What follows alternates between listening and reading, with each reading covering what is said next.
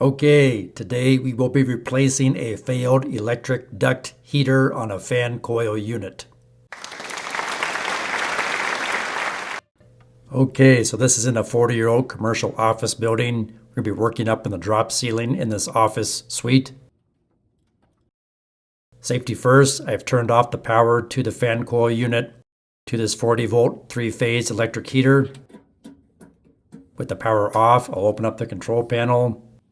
This is the old heater that's failed. It's no longer producing heat.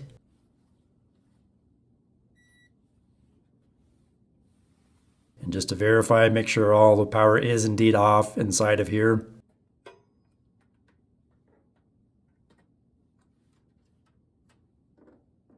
And remember to wear PPE. So this electric duct heater is simply held in place on the side of the supply plenum with some self-tapping tech screws.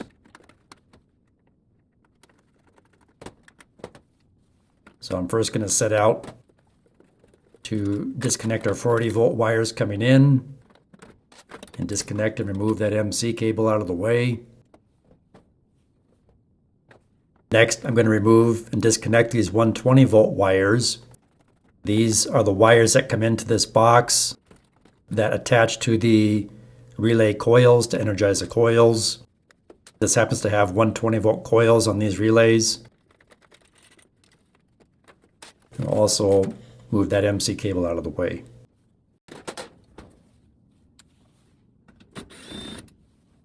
Now I'm simply going to unscrew the tech screws in the corners that hold it in place.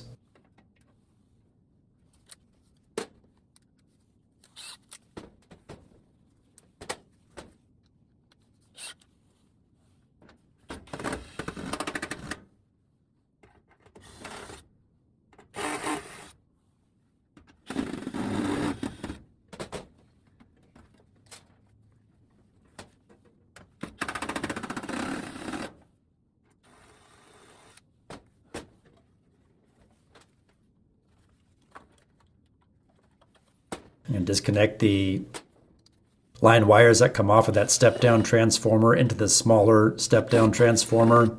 So you need to disconnect that transformer. The screws were attached to the duct. Now she'll come off. There we go. You can see those heating elements have sagged and burnt and physically broken off right here. Again, this unit's almost 40 years old. We'll open up this control panel. Inside this control panel is 120 volts and 24 volts. There's the brains, that's the controller for the fan coil unit. The ribs. Give you a closer look at the failure on this heater. Again, it's almost 40 years old. It served its time.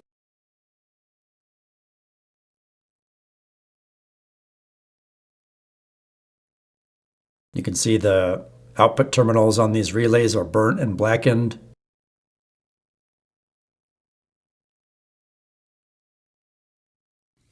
We do need to reuse this air pressure switch. This air pressure switch proves the blower motor is running, and when the diaphragm inside this pressure switch closes, it will allow the heater to come on. It'll complete the safety circuit, the 24-volt control circuit.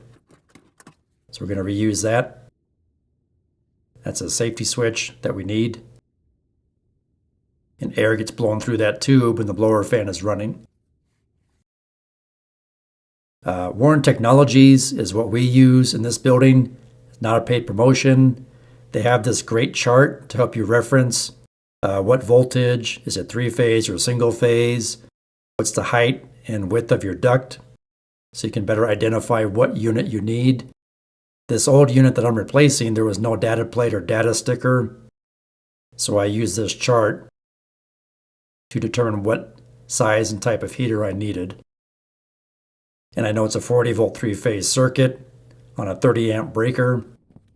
And then, of course, the size of the duct, how long the duct is, how many supplies are attached to the duct, etc. Here's a new one. Let's open it up.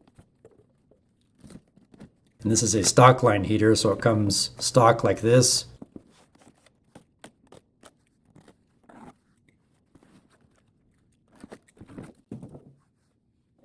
So the new one looks like. And this is a 15 kW, 480 volt, 3-phase. Open it up. There's a wiring schematic and the specs.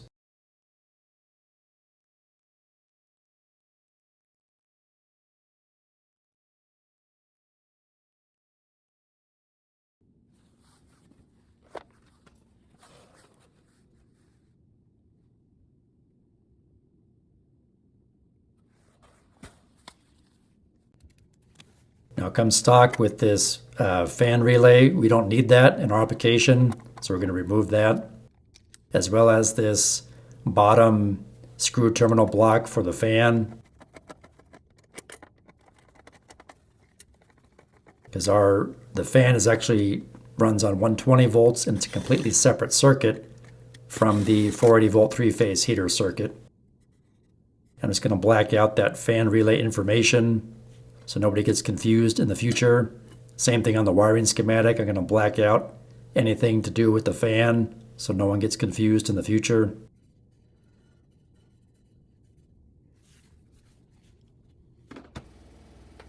Okay, we'll go ahead and install this in the duct.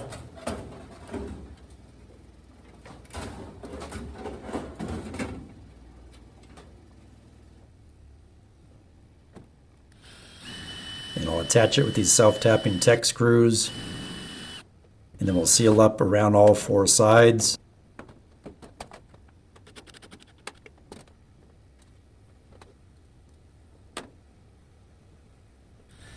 And you can see I installed a step-down transformer here in the bottom left corner of the box. That steps the 480 volts down to 24 volts because the controller is actually operating on 24 volts. And the new relays inside this new electric heater operate on 24 volts. So we just have one step-down transformer now, which is nice. And I'll also need to install that air pressure switch on the circuit as well. So I'm just cleaning everything off. So the HVAC approved tape will adhere properly.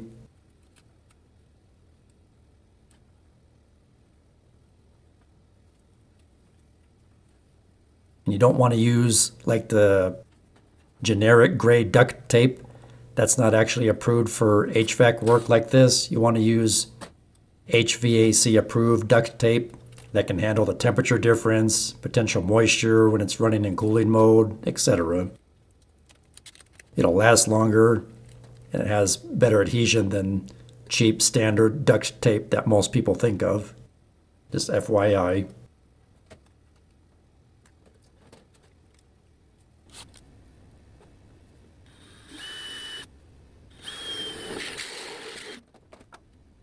Now we're going to install the pressure switch on the side here. Held in place with Tech screws. And again, this is a 24 volt control circuit, 24 volt AC. So that pressure switch has to close in order for the heater to come on. If that pressure switch does not close, it won't allow the heater to turn on.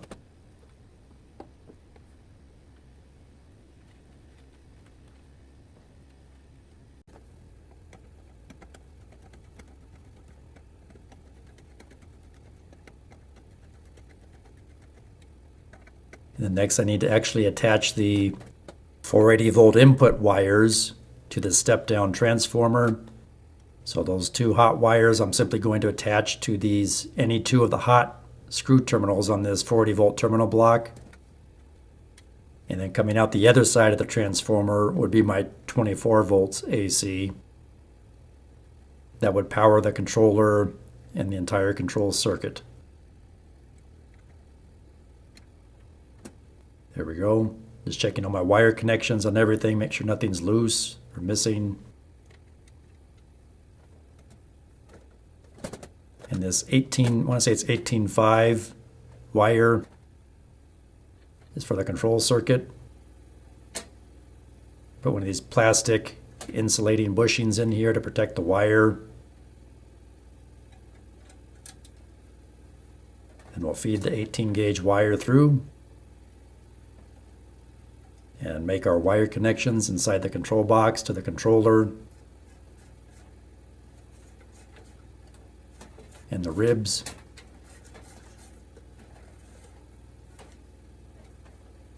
And then this controller communicates with the BAS, building automation system, that we access via a desktop computer.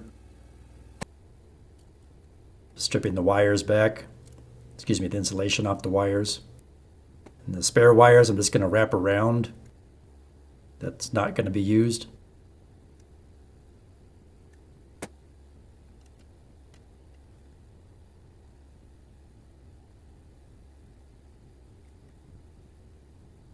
The reason I'm wearing this respirator is because it's awful dusty up here in this drop ceiling. Got 40 years of dust up here.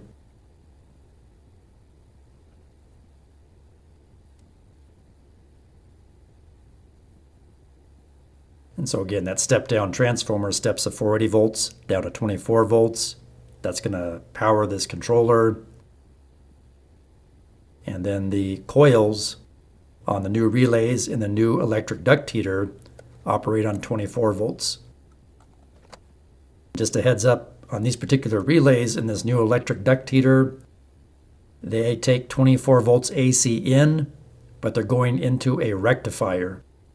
And then the rectifier changes the 24 volts AC to 24 volts DC. Got the green light on our controller, power's turned back on. Here we go.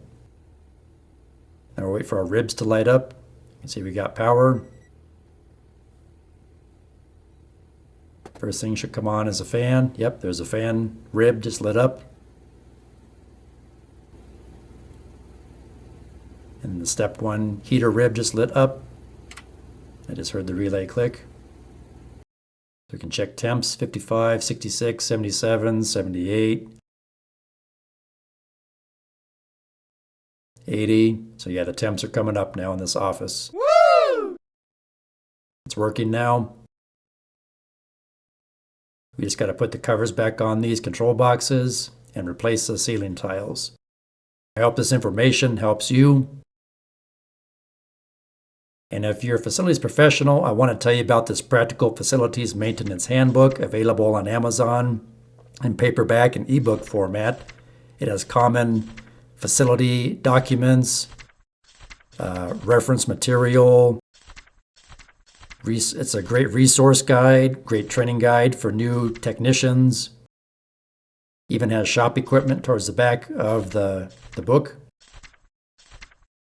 Again, available on Amazon.com. The link is in the video description below.